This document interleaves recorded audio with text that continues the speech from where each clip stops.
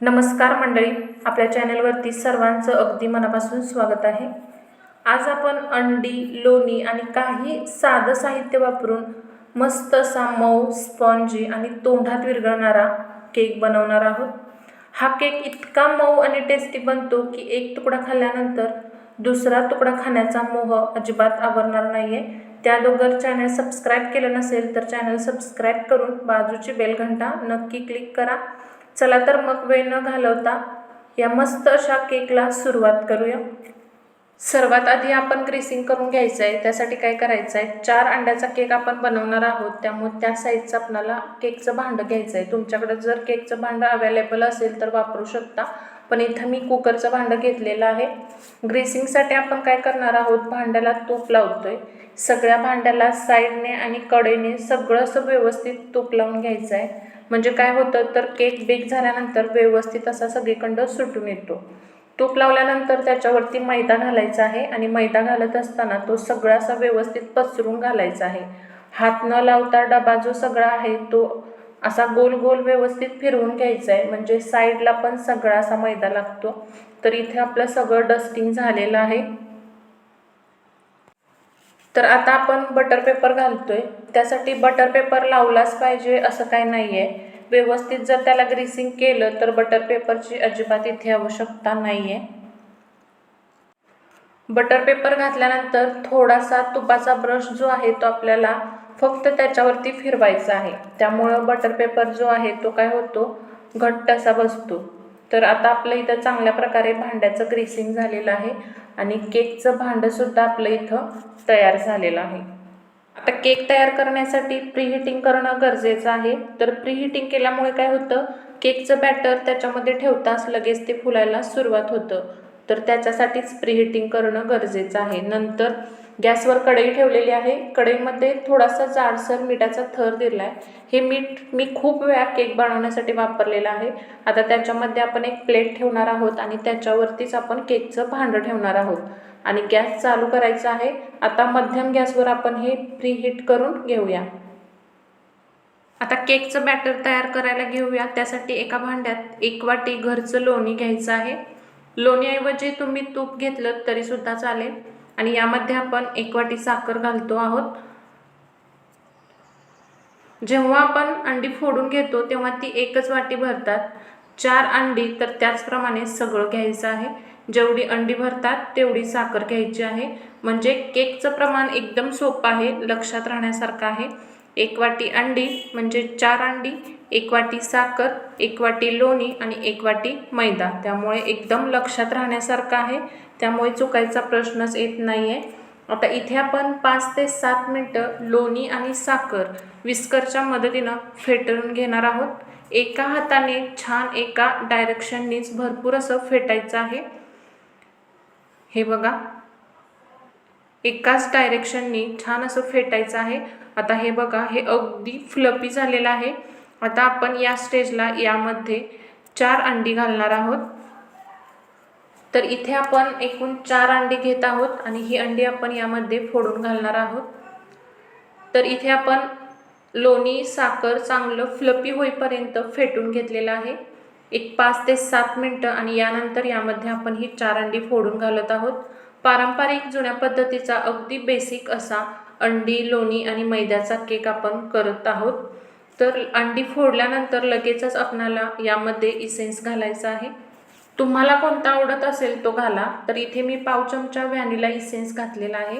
Essence घालून अंडी फेटून घ्यायची आहेत। साधारण एक 5 मिनिटं आपल्याला अंडी ही फेटून घ्यायची आहेत। ती अगदी फ्लफी व्हायला पाहिजेत। हे बघा, मस्त अशी फ्लफी व्हायला सुरुवात झालेली आहे।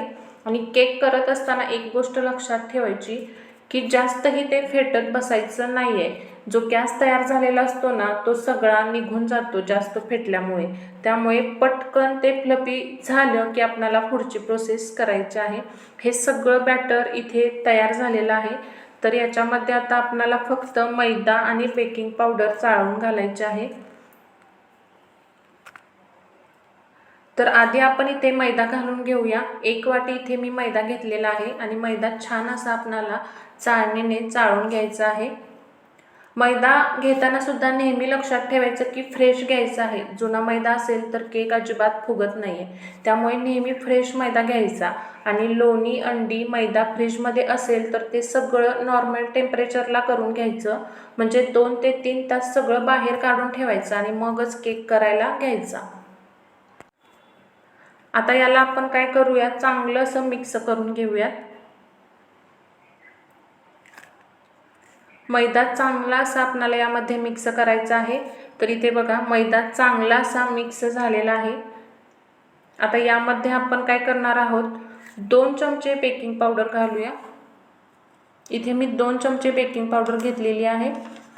तीही चाळून घेऊया. आपल्याला बॅटर थोडंसं घट्ट वाटत असेल किंवा त्याला थोड्याशा चिरा पडतात किंवा त्या पडू नये आणि सोडा ॲक्टिव्ह होण्यासाठी आपण यामध्ये 2 टेबलस्पून दूध घालायचं आहे.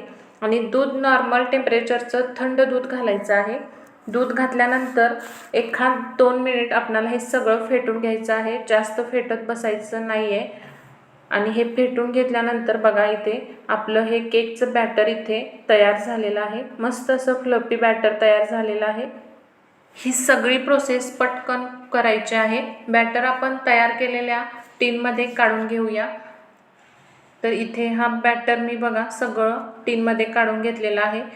4 अंड्याचा केक आहे, त्यामुळे घेत असताना 4 अंड्याचं भांडं घ्या, नाहीतर केकवरती फुगून बाहेर पडण्याची शक्यता आहे.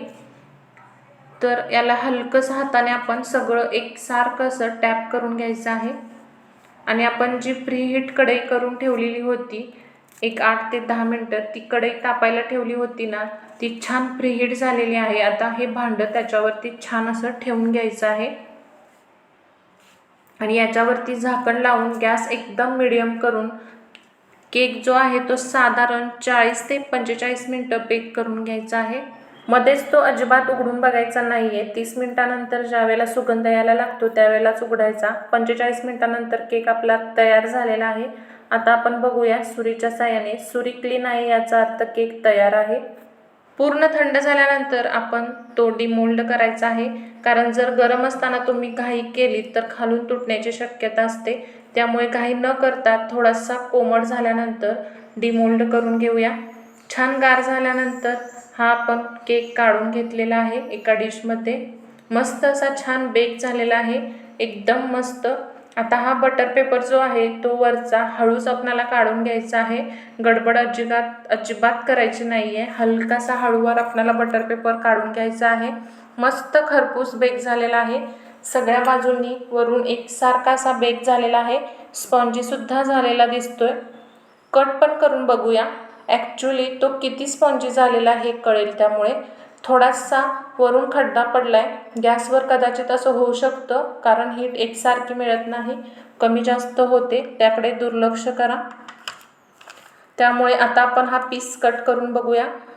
सुरीने मस्त एक पीस काढून बघूया. याचा एकदम खालीपर्यंत सगळीकडून अशी मस्त अशी जाळी आलेली आहे.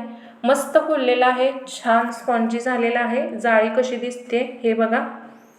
तर आज आपण बेसिक केक कसा करायचा ही रेसिपी बघितली. तुम्हीसुद्धा करून बघा आणि कशी झाली हे कमेंट करून नक्की सांगा. आवडली असेल तर लाईक, शेअर, सबस्क्राईब करा. चला तर मग भेटूया अशाच नवनवीन रेसिपीसोबत. तोपर्यंत धन्यवाद.